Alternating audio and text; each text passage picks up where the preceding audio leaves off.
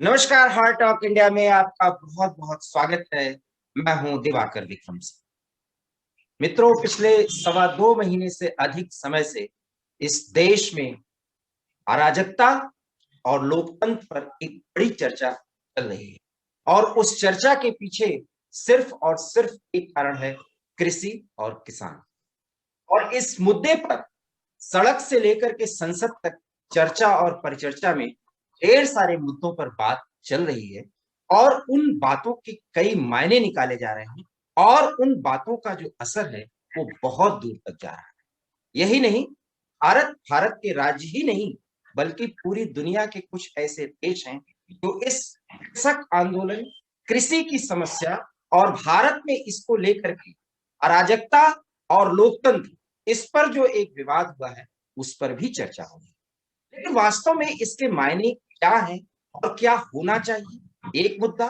साथ ही अगर दुनिया भारत के किसानों की समस्या को लेकर के इतनी परेशान और घबराहट में है, जैसे कनाडा जैसे कुछ देश, अगर वहां के राष्ट्रपति या प्रधानमंत्री कोई बहुत बड़ी चिंता व्यक्त करते हैं तो इसको भी उस परिप्रेक्ष्य में समझना चाहिए या समझा जाना चाहिए जो वास्तव में उसके निहितार्थ। इस संदर्भ में ढेर सारी बातों पर मैं आपसे बराबर चर्चा करता रहता हूँ, लेकिन आज हमारे साथ हमारे सहयोगी अनिल मिश्रा जी, जो वरिष्ठ पत्रकार भी हैं और कई टीवी चैनल्स पर बेबाकी से अपनी बात रखते हैं। अनिल जी, अराजकता वर्सेस लोकतंत्र, ये लड़ाई है या एक सिर्फ पक्ष और विपक्ष का एक द्वंद्व है या कुछ और? नहीं, देखिए, अराजकता और लोकतंत्र, अगर ये कहा जाए कि इसको किसी तरह से लोकतंत्र के पैमाने पे नापने की कोशिश की जाए तो निश्चित रूप से ये जायज नहीं होगा। लोकतंत्र में जहां आपको फ्रीडम पूरी तरह से मिलता है, लेकिन वहीं पर अराजकता करने के लिए कहीं न कहीं उस पर उपाय भी किए जाते हैं। और हमारे देश के लोकतंत्र में भी बहुत साफ शब्दों में लोकतंत्र का उपयोग तो करना है, लेकिन दुरुपयोग नहीं करना है, इस चीज का भी बहुत प्रावधान किया गया है। हाँ, जहां आज की अगर हम वर्तमान समय में बात करें और खासकर जैसा आपने कृषि के मुद्दे पे कहा, चाहे वो भारत की आंतरिक स्थिति हो या कुछ विदेशों से भी इस पर जिस तरह की प्रक्रियाएं मिली है, उस पर निश्चित रूप से एक वाद विवाद की स्थिति बनती है। अगर खासकर हम कनाडा के बारे में करें बात, तो कनाडा का रवैया शुरू से जैसा रहा है आपने देखा है। कनाडा हो या तुर्की हो या मलेशिया हो, ये 3 कंट्री ऐसी हैं जो हमारे भारत की नीतियों के हमेशा अगर आप देखें तो कुछ न कुछ रोड़े ही अटकाती रही है। क्योंकि जिस तरह ढंग से भारत ने यूरोपियन कंट्री में अपनी पकड़ बनाई और यूरोपियों में ये लोकप्रिय हुए, तो वहां तो टर्की भी यूरोपीय होते हुए भी किस तरह हमारे अगेंस्ट गया, उसका सीधा साधा जीता जाता उदाहरण है कि वो धर्म विशेष को लेकर एक नीति अपनाना चाहता है। अगर आपको खलीफा 1920-21 में जो खलीफा एक आंदोलन चला था, उससे अगर आप ध्यान दें तो तभी से कहीं न कहीं टर्की का एक रवैया देखने में आता था। लेकिन इतिहास में जाके हम वर्तमान की बात अगर करें तो जहां कनाडा की आपने बात की, देखिए कनाडा में एक मिनी इंडिया बसता है, ये बिल्कुल दुनिया जानती है। और उस मिनी इंडिया में 90% लोग पंजाब के लोग हैं। तो जैसे आंतरिक राजनीति जो खासकर वोटों की राजनीति होती है, उसमें कनाडा भी बिल्कुल। मैं आपको तो कनाडा चूंकि मैं आपको यहीं पर रोकना चाहूंगा। आपने बहुत अहम मुद्दा उठाया है, जैसे कि कनाडा का वैंकूवर और ओटावा शहर जो है वो माना ही जाता है कि वो मिनी पंजाब है। और चूंकि कृषक और कृषि की जो सारी समस्या है, वो जो हालांकि मैं तो 8 महीने से मानता हूँ, 2 ढाई महीने से चूंकि बॉर्डर्स पर इस तरह का तनाव है, दिल्ली के इर्द गिर्द तो सारी बातें आ रही हैं। कनाडा के प्रधानमंत्री जस्टिन ट्रूडो, अभी उनका भी एक ट्वीट आपने देखा होगा और प्रधानमंत्री मोदी ने अभी से 18 घंटे पहले एक ट्वीट किया कि जस्टिन ट्रूडो हमारे मित्र ने हमको कोविड और अन्य बायलैटरल और यूनिलैटरल मुद्दों पर बातचीत करके और एक दोनों के साथ आने का भरोसा दिया है। एक ऐसे समय में जब सोशल मीडिया से लेकर के तमाम टीवी चैनल्स और मीडिया पर आप कह सकते हैं चर्चा हो रही है कनाडा की भूमिका को लेकर के, क्या आपको नहीं लगता है कि प्रधानमंत्री जी ने एक ट्वीट से एक बहुत बड़ा जवाब उन आलोचकों को दे दिया है जो कनाडा पर बिना विचार किए, बिना उसके कोई पक्ष को जाने सीधे कनाडा पर सवाल उठा रहे हैं? और जिसमें मैं भी मानता हूं कि अनिल जी, कम से कम दो राष्ट्रों के संबंध पर इस तरह से किसी एक मुद्दे पर किसी राष्ट्र को आप एक तरह से उसको कटघरे में नहीं खड़ा कर सकते। जी नहीं, बिल्कुल बिल्कुल ठीक कहा आपने। देखिए, राष्ट्र की जो अंतरराष्ट्रीय राजनीति होती है प्रत्येक राष्ट्र की, वो अपने अपने ढंग से चलाई जाती है। अगर हम बात करते हैं किसान मुद्दों को लेकर, किसान मुद्दा हमारा आंतरिक मामला है, जिससे हम भी इफेक्टेड है, आप भी हैं, सरकार भी है और वो किसान भी है। तो हम, लेकिन लोकतंत्र जो शब्द आपने पहले प्रयोग किया था, तो यही तो लोकतंत्र की खूबसूरती है कि हम इतने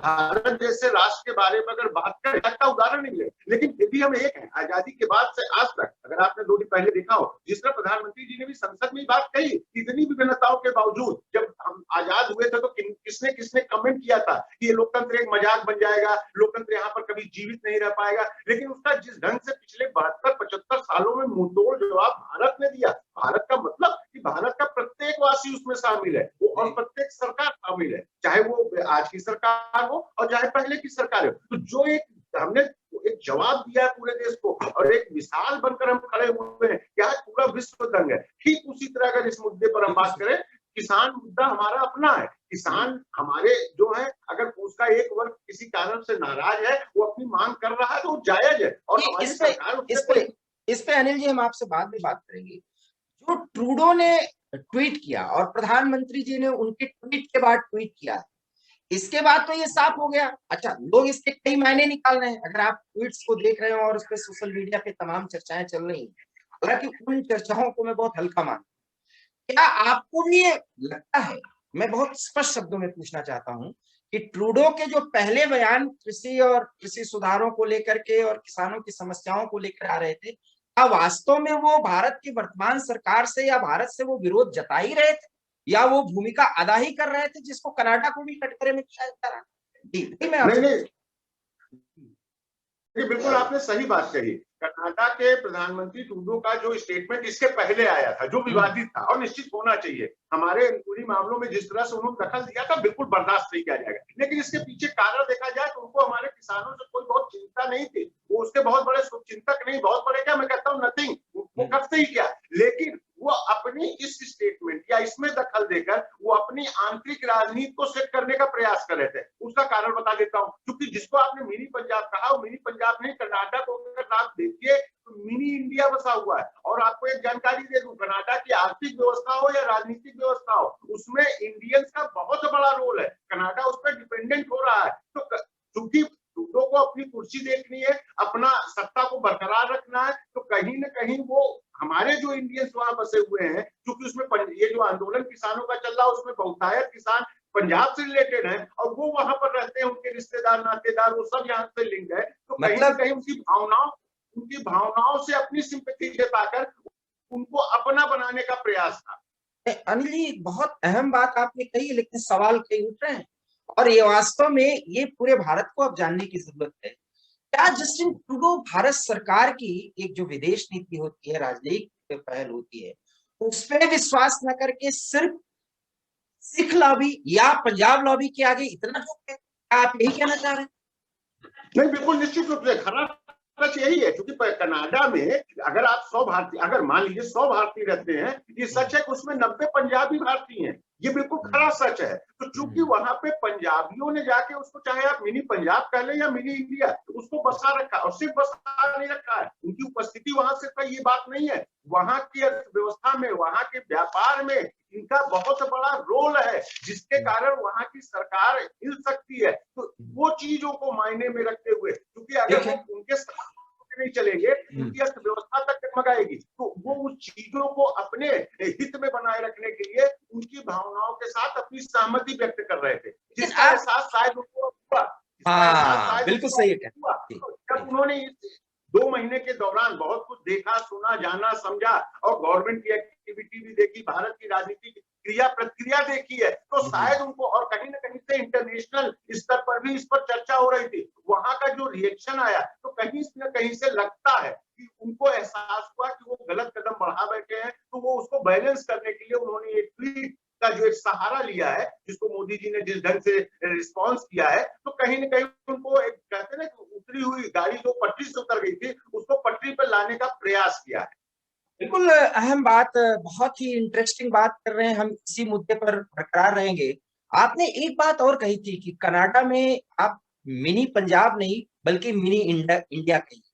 बड़ा सवाल ये बनता है कि क्या मिनी इंडिया पर मिनी खालिस्तान जो बस गया है, मैं पंजाब नहीं कह रहा हूं, वो mini Khalistan Justin Trudeau and उनकी सरकार के, उनके अधिकारियों पर इतना प्रभावी हो गया कि वो 2 महीने से इतनी बड़ी गलती कर बैठे, जो गलती उन्हें नहीं करनी चाहिए थी, और अब सुधारने की कवायद कर रहे हैं।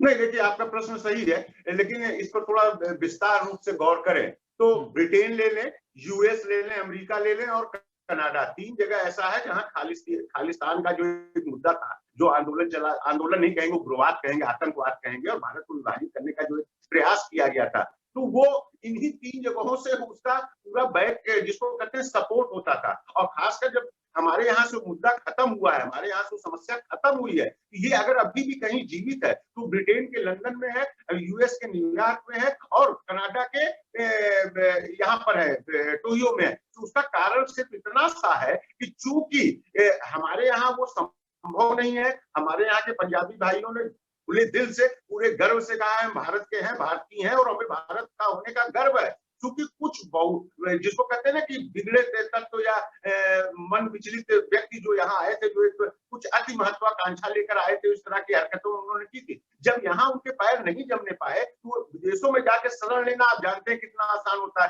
तो लंदन में बैठकर वहां के कुछ बुद्धिजीवी या पूंजीपतियों के द्वारा, और इसमें देखिए बहुत बड़ा रोल अंतरराष्ट्रीय साजिश के तहत होता है। सरकारें जो अंतरराष्ट्रीय स्तर पे होती है, ऊपर के स्तर पे हमारे आपके साथ जरूर बनी रहती है, एक दूसरे से सहयोग दिखाती है, लेकिन अंदर ही खाने कहीं न कहीं कुछ वो उंगली करने का प्रयास करती है, जिससे आप उनके अधीन बने रहें। ब्रिटेन भी ये पॉलिसी अपनाता है, अन्यथा जितने नाम भारत ने दे रखे हैं उनको पकड़कर भारत के हवाले किया जा सकता है। यही चीज यूएस जो हमारा इतना खास है, लेकिन एक नहीं कई खालिस्तानी संगठन और कई खालिस्तानी नाम जिनको भारत सरकार बताती है पकड़ के हमें नहीं दे रही। और कनाडा का उसमें रोल बहुत बड़ा है, क्योंकि पंजाबियों का एक बहुत बड़ा वर्ग और उच्च वर्ग, ध्यान दीजिए, यहाँ ध्यान देने वाली बात है कि एक होता है पंजाबियों का वर्ग, उसमें उच्च वर्ग मतलब जो पैसे से मजबूत है, वो वर्ग वहां रहता है, बिजनेस करता है, नौकरी करता है। तो उनमें जो 1-2% लोग हैं, जो इस मानसिकता के लोग हैं, वो कहीं ना कहीं वहां पे रहने वाले पंजाबियों को भड़काने का प्रयास करते हैं, और सरकार को इन पंजाबियों का सपोर्ट दिलाने का एक आश्वासन कहिए या विश्वास कहिए देकर उन सरकारों से सहयोग लेते हैं, जिसका नतीजा था कनाडा के प्रधानमंत्री का यह बयान। और कहीं न कहीं से उनको ये समझ में आया कि उनका एक कदम गलत हो गया है, तो वो उसको सुधारने का प्रयास कर। क्या आपको लगता है कि प्रधानमंत्री के बीच में जो वार्ता हुई है, अभी तो हालांकि ट्रूडो साहब और प्रधानमंत्री ने खुद ये बात कही है कि कोविड को लेकर के जिस तरह से भारत का प्रयास है, उसकी उन्होंने भूरी भूरी प्रशंसा की है, और सहयोग और एक तरह से साथ चलने का एक भरोसा जताया है, क्योंकि उनके हिसाब से अगर जब हम कोविड को जीतेंगे तो भारत की भूमिका को पूरी दुनिया याद करेगी। ये भी प्रधानमंत्री ने स्पष्ट किया है। तो एक तो हो गया कि एक कोविशील्ड जो है, ये जो फैक्टर है वो यहाँ पे प्रभावी हो रहा है, जिसको आप कह सकते हैं कोविड वैक्सीन डिप्लोमेसी। उसमें भी उसके तहत भारत के साथ उन्होंने एक संवाद कायम किया।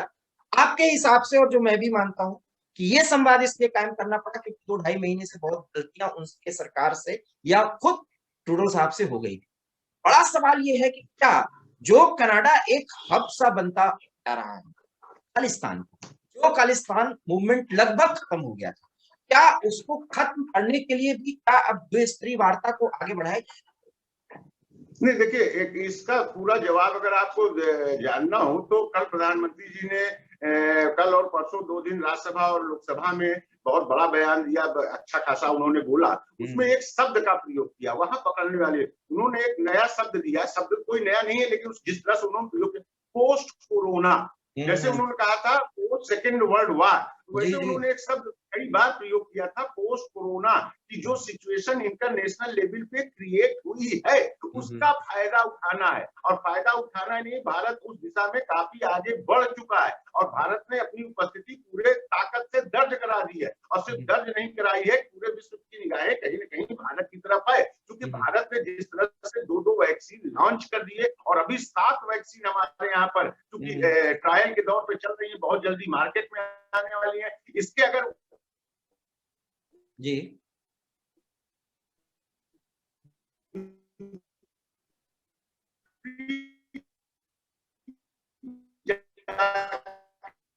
देखें, एक अमेरिका, एक रशिया उसको प्रोवाइड कर रहा है और इतने लार्ज मात्रा में स्केल में प्रोवाइड कर रहा है, क्योंकि उन्होंने कई देशों को भेज भी दिया इंडिया ने। तो इसका जो एक लार्जर इफेक्ट पड़ रहा है पूरे वर्ल्ड में, क्योंकि वैक्सीन तैयार करने के भी 2 ही 3-4 देश हुए। चाइना उसमें एक है, चाइना ने तैयार किया, लेकिन ना चाइना किसी को दे रहा है, और अगर दे भी रहा है तो चाइना से कोई लेने को तैयार नहीं है। अमेरिका और रशिया उसको बेचने के लिए बाजार में जाके खड़ा हुआ है। लेकिन भारत ही एक ऐसा देश है जिसने मानवतावादी वसुधैव कुटुंबकम का, सर्वजन सर्वहिताय का व्याख्या करते हुए ये कहा है कि हम मानवता की सेवा के लिए ये वैक्सीन तैयार की है और हम पूरे विश्व को उपलब्ध कराएंगे। कोई हमें पैसा देगा तो, नहीं देगा तो भी हम मानवता की। ये जो एक मैसेज गया है, ये जो एक संदेश गया है पूरे देश संसार में, तो उसका पूरी राजनीति पर बहुत बड़ा असर पड़ा है। उसका एक अंतरराष्ट्रीय एक संगठन बने हुए थे, अंतरराष्ट्रीय बिखराव बना हुआ था, जिसमें भारत उसमें कहीं एक कोने में पड़ा हुआ था। आज भारत प्रमुखता से केंद्र बिंदु में आके बैठ गया है। तो उस केंद्र बिंदु का असर कितना होता है, ये आपके कनाडा के प्रधानमंत्री हो या अन्य देशों के द्वारा जहां जहां हमारी वैक्सीन पहुंच गई या जहां पहुंचने वाली वेटिंग लिस्ट में, वहां जिस तरह से क्रियाएं आ रही है कि अगर वैक्सीन को लेकर प्लेन एयरपोर्ट उतर रहा है उस कंट्री में, तो वहां का प्राइम मिनिस्टर या प्रेसिडेंट वो वैक्सीन को रिसीव करने आ रहा, मतलब सोचिए प्रेसिडेंट और वो भी बहुत भावुक होकर के, बहुत भावुक होकर। बहुत अहम बात अली आपने, बहुत बड़ा असर पड़ता है। बहुत अहम बात आपने कही, लेकिन जो एक विडंबनापूर्ण स्थिति है, एक तरफ पूरी दुनिया देख रही है और जैसा कि आपने कहा भी और हम लोगों ने भी देखा कि प्रधानमंत्री ने पोस्ट कोविड में भारत से जो अपेक्षाएं हैं और भारत की तरफ जो दुनिया देख रही है उसको उन्होंने बहुत अच्छी तरह समझाने की कोशिश की। लेकिन आंतरिक हालात में जो अराजकता की बात जो मैंने अपनी शुरुआत के इंट्रो में बोला था, उस अराजकता के माहौल में लोकतांत्रिक तरीके से ये जो शील्ड बनाया गया है किसानों को, इस समस्या से हम कैसे आगे बढ़ें? एक पत्रकार के रूप में आपकी अंतिम मैं आपकी इस पे टिप्पणी चाहूंगा। नहीं, बिल्कुल, बहुत बहुत अच्छा प्रश्न किया आपने। देखिए, इसको बहुत निगेटिव वे में जाकर लेने की जरूरत नहीं है। आंदोलन हमारे देश में कोई पहली बार नहीं हुआ, इससे बड़े बड़े आंदोलन हुए हैं। हमारा देश सब इन सब परिस्थितियों से और इन स्थितियों से काफी ज्यादा संघर्ष कर चुका है और इतना संघर्ष करके आया, तब आज इतनी प्रखरता से इतने लोकतंत्र के साथ खड़ा हुआ है कि जिसके पीछे विश्व खड़ा है। बात आती है इस किसान आंदोलन की, निश्चित रूप से किसान का आंदोलन चल रहा है, किसानों का पूरा अधिकार है, मैं उनके समर्थन में हूँ। समर्थन मतलब आंदोलन करने के समर्थन में हूँ, और किसान वाजिब है, किसान का आंदोलन कहीं गलत नहीं है। हाँ, जब भी कोई आंदोलन होता है, ये आप ध्यान रखें, जब भी कोई आंदोलन होता है तो चूंकि किसान आंदोलन गैर राजनीतिक आंदोलन था, वो पहले दिन से कह रहे हो, आज भी कह रहे हो, कहने प्रयास कर रहे हैं, लेकिन भारत की राजनीतिक जो व्यवस्था है, बहुदलीय व्यवस्था जिसे कहते हैं, उनमें इतने ज्यादा दल है, क्षेत्रीय स्तर पर है, कि वो सारे किसान छोटे छोटे संगठन से लेकर बड़े संगठन कहीं न कहीं किसी न किसी राजनीतिक दल से जुड़े हुए, और इस बहुतायत में जो किसान एक साथ 40 संगठनों का एक संयुक्त मोर्चा बना के जब बैठे हैं, तो कहीं न कहीं ये पर्दे के पीछे से या पर्दे के सामने से राजनीतिक पार्टियां या राजनीतिक नेता घुसने का लगातार प्रयास कर रहे हैं। और सिर्फ प्रयास नहीं करते हैं, वो अपना हित साधने में उस किसान आंदोलन का जो एक पवित्र, जिसको अगर आपको याद हो कि अभी तक इस चीज को बहस लेकर चल रही थी कि आंदोलन किसानों का है या कुछ उपद्रवी तत्व है या कुछ बड़े लोग हैं जो केवल मजा ले रहे हैं, जिसमें कल प्रधानमंत्री जी ने लोकसभा में इस बात को कहा कि किसानों का आंदोलन है और पवित्र आंदोलन है। तो ये एक बहुत बड़ी बात है, प्रधानमंत्री के मुंह से बात निकलना ये जायज है कि अगर हमारे यहाँ कोई आंदोलन करता है तो उसे कभी नकारा नहीं जाएगा। हाँ, उस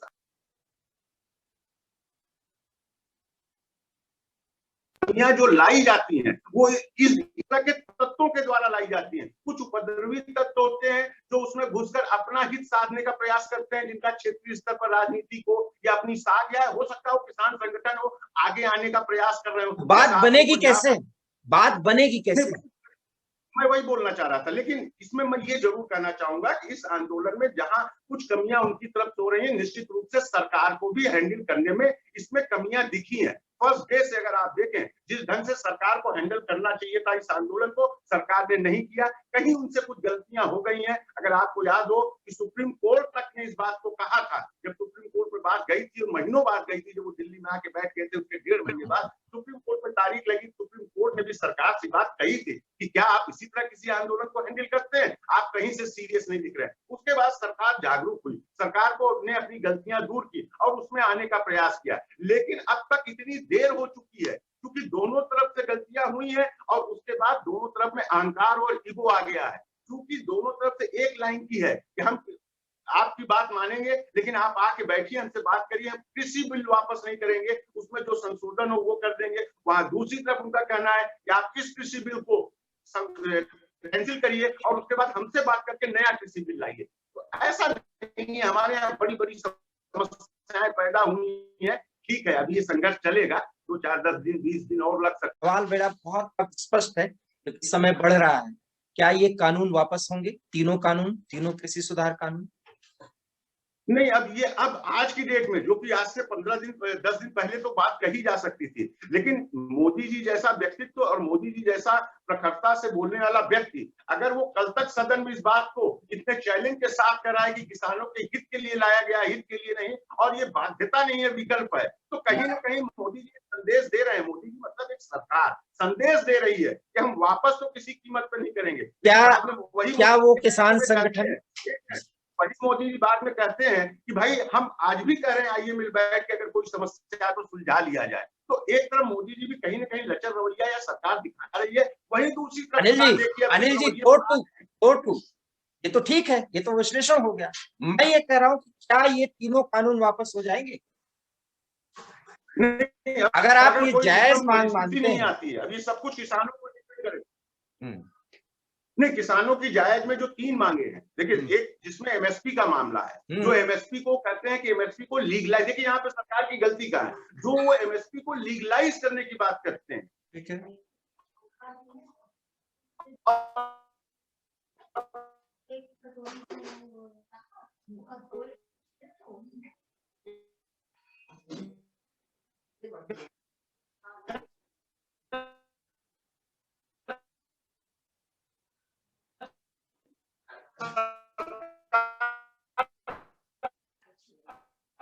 हमने एमएसपी खत्म 18 नहीं 20 संशोधन करने एक लाइन पे आइए बात कर लेते हैं, आपको जहां कोई दिक्कत लगे ले आइए हम उसको संशोधित कर देते हैं या उसको आपके हिसाब से कर देते हैं। तो मुझे लगता है ये रास्ता सबसे आसान रास्ता होगा। ना आपकी जिद ना आपकी जिद, आपकी मांग पूरी हो जाएगी, आपकी इच्छा पूरी हो जाएगी, सरकार की अपनी जिद पूरी हो जाएगी और एक सीधा रास्ता निकल आएगा। मैं आपकी बात को बहुत ध्यान से सुन रहा हूँ, ये पहले दौर की वार्ता से ये बातें हो रही है और संसद में भी दोनों सदनों में जो चर्चा हुई, इसीलिए तो मैं कह रहा हूं कि दोनों चर्चाओं में दोनों सदनों में कहा गया कि भाई आप इसके क्लॉज की गलतियां बताइए।